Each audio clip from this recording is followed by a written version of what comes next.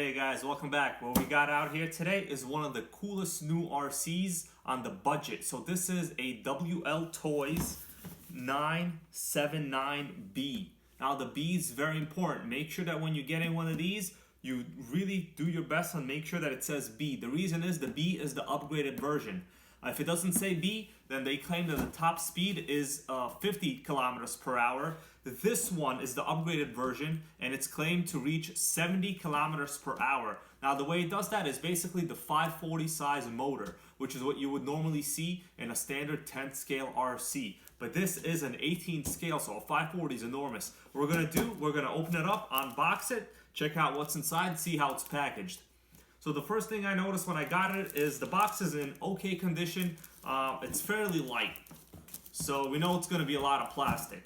Also, there's a crack right here on top, but of course it was shipped from China, and price-wise, let me just say it right now, very cheap. So I was able to pick this up for around $64. You can normally get it for under $80. Now, it's really to your benefit to kind of search a lot of websites, eBay, GearBest, whatever you want to look at. Make sure that is the WL Toys A979-B. You could also get it in several other variations right here. The desert truck, you can get a short course truck, and you can get a buggy. Now, I always like the monster truck layouts myself, and that's what I went with. And this happens to be also usually the cheapest model to get. Okay, so here it is. It is factory sealed. Let's use this really nice, huge stainless steel German knife. Cuts carrots really well, guys, when I'm making my juices. All right, so cut it open. There's another seal right here. Let's see what else we got. And another seal here on the bottom.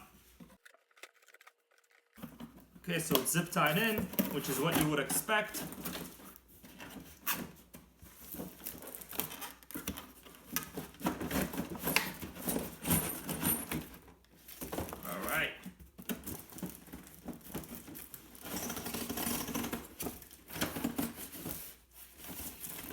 And it has kind of a rubbery smell, you know, sometimes when you buy really cheap shoes. Okay, so this is the box. I'm going to set it kind of to the side right here. And it looks like this is a universal style power adapter with a US plug right here in the front. And the back's probably going to be some kind of adapter. So let's just see what we have included right here. You have the remote and the RC itself. Tires do not have foam inserts. So the rubber compound is actually very soft, but no foam inserts. All right, let's just clip off some of this zip tie material and remove everything we want. All right, in the back we have the instruction manual and this plastic wheel wrench. Just put that to the side right here.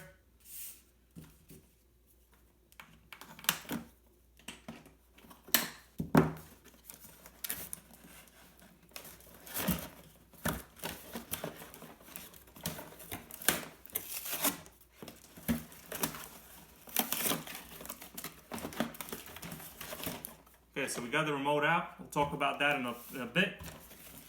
Let's just get the RC itself out. And there is also, let's see what this is right here. This must be the remaining electronic components right here. Just put it right here. And let's open this up.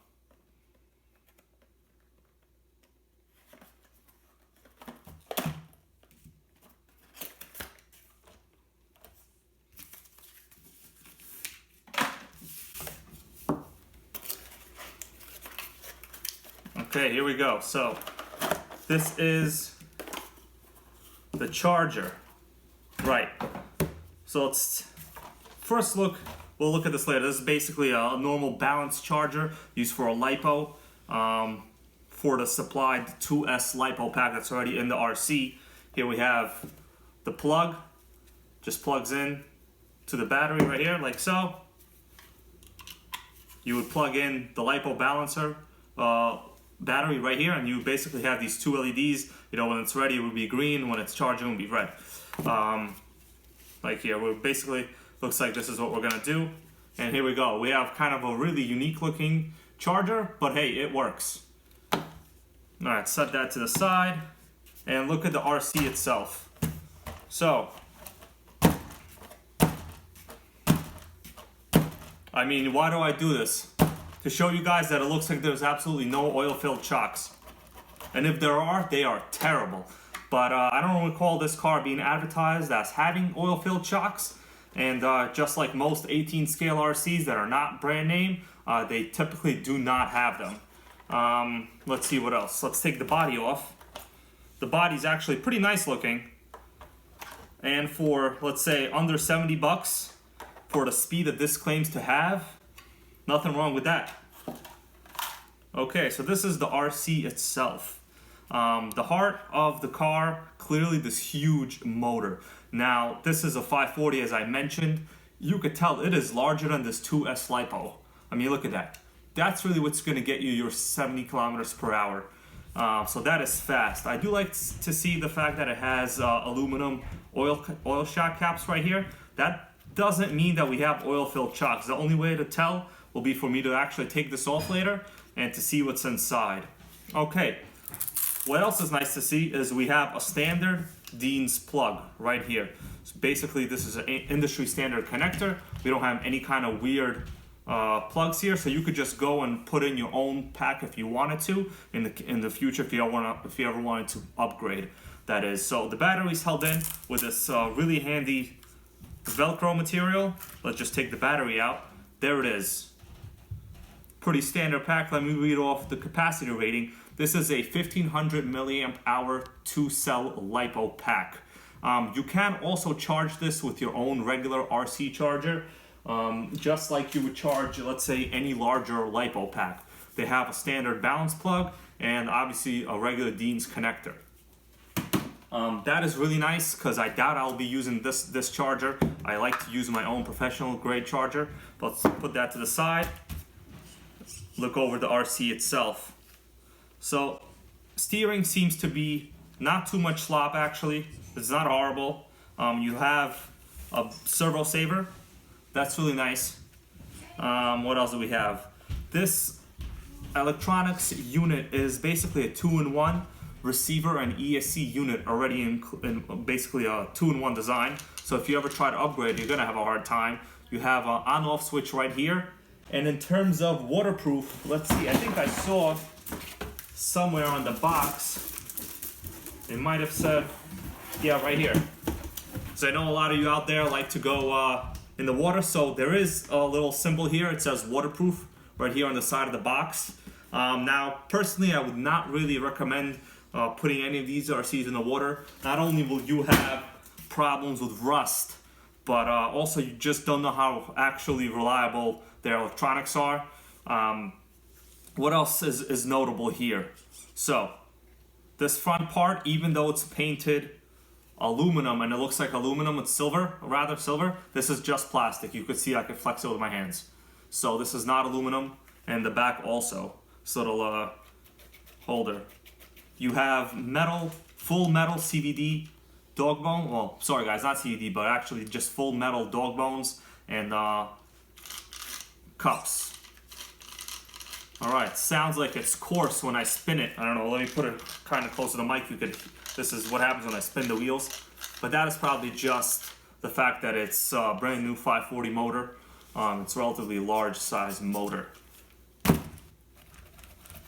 Okay, what about the bottom of the chassis? You know, plastic as normal. In terms of flex, you can see right here, I'm gonna kind of just twist it a little bit. It flexes a lot, look at that. I'm not even moving suspension arms. I'm just gonna flex it, just holding the front and rear. You see guys how I'm holding it right here? I'm just gonna flex it. That is a huge amount of flex. But you know, whether it's good or bad, usually these lower end RCs do have a lot of flex, and that's usually actually a good thing in the end because you usually do not wind up breaking a lot of the parts. They simply just kind of flex and bend back. And from various other videos I've seen, this truck could take a good amount of abuse. The chassis is pretty flat with, I guess, there's only a couple bolts here which are the motor mount screws that stick out. They're not countersunk. The rest of the screws are countersunk in the chassis, and you should be fine. The motor mounting plate is a pretty thick gauge aluminum, so I don't see any issues with that in the future. Let's see what else we could talk about.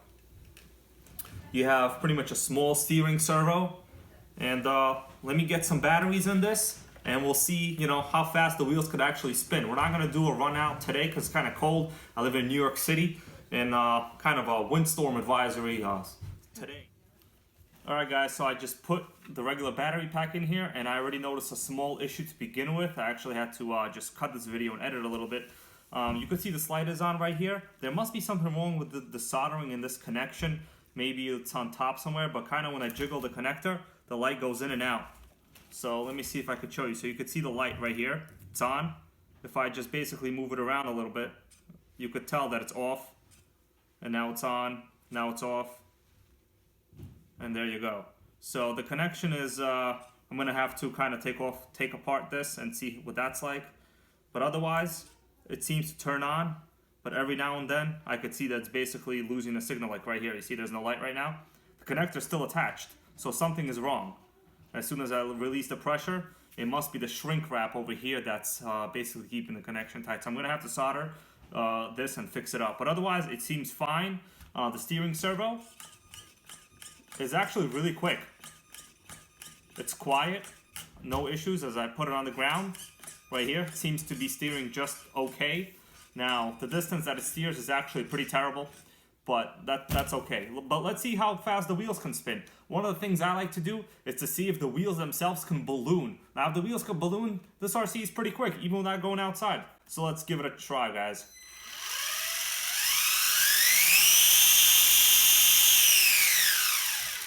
Alright, so you saw that. The wheels ballooned a pretty good amount. I didn't charge this pack. It's safe to assume that it is not fully charged.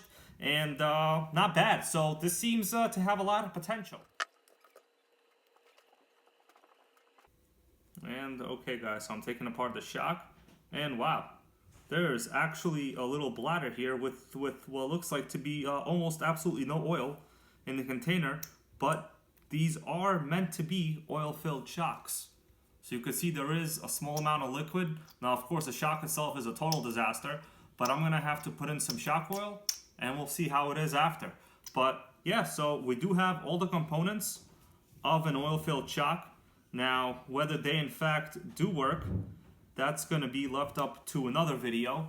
And I'm going to basically put it through its paces, give it a couple little runs, and I'm going to try to do a little bit of maintenance on this. Okay, guys, so I got the pack all charged up. I'm out here on my street. We're going to give it a couple runs. I already suspect that it's probably going to have a whole bunch of torque steer, and it's going to be almost undrivable, but it seems really fast, right? Look at that. Look at that. It's loud, fast, and let's see what it looks like.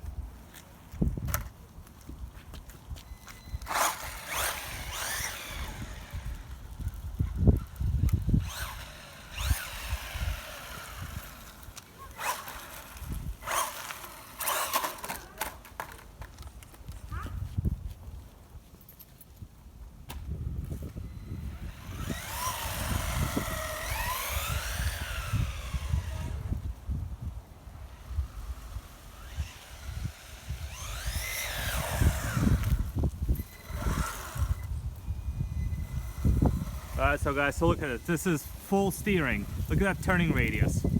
It's terrible. For a little car, that's probably the worst I've ever seen. Look at that turning radius.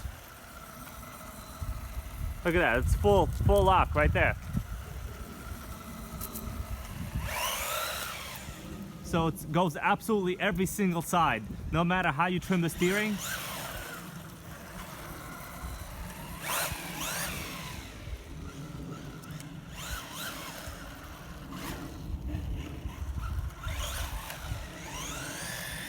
It is very fast. I do gotta say that. I'm not even going full throttle right now. Can't even control it. Alright, so you saw that, guys. That's a good look. If you have any questions, please let me know.